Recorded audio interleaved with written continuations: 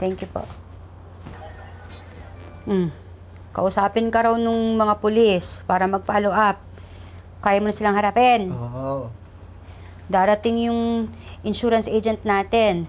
Tapos si Mara, may tinawagan din siyang security agency. Tapos darating din yung magiging bodyguard mo. Anong bodyguard? Kumuha ko lang magbabantay sa'yo. Ba't ko pa kung hindi na kailangan ng bodyguard? Kailangan mo yon para hindi ako nag-aalala. Huwag kang mag-alala, hindi na maulit yung nangyari. Anong hindi? Paano kang nakakasiguro? Hindi na yun. Basta, hindi ko kailangan ng bodyguard. Basta, kukuha tayo nun. Para sa kabutihan mo rin yon. Huwag ka nang pumalag. Kung hindi, tutuluyan kita. Alam ko na ang bahay mo. Huwag kang mag-alala. Araw-araw kitang dadalawin. At magkikwentuhan tayo.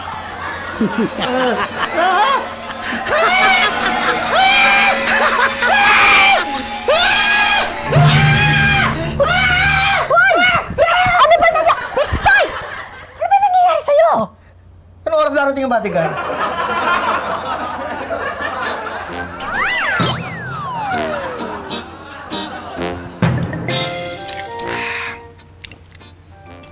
Pahingi pa nga.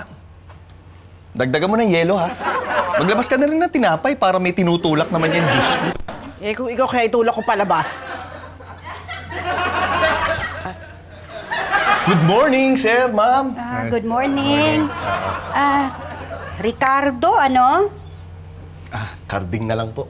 Oo, sabi dito, marami ka na raw experience sa pagiging bodyguard. Naku, ma'am, sir. Ako ang #1 sa agency namin. Pinag-aagawan nga ako ng mga VIP. Pero, nung nalaman ko na si Sir Pepito Manaloto naghahanap na security, aba, hindi na po ako nagdalawang isip. Sobrang idol ko po kayo, sir, eh. Sorry po. Kailan ka pwede magsimula? Naku, sir. Kanina pa po ako nagsimula. Inikot ko na nga ito labas ng bahay niyo para malaman kung safe ang paligid, eh. Sige, Hop! Ay, Sino ka? Ako? Oh.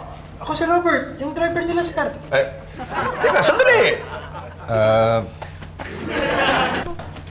Carding, okay na. Okay, pwede ka na pumasok. Sir? Alis na po tayo? Oo. Saan kayo pupunta? Maghanap akong bagong sasakyan. Mahirap, wala akong service, eh. Sir, magdadrive ko na kayo. Teka, ako yung driver eh.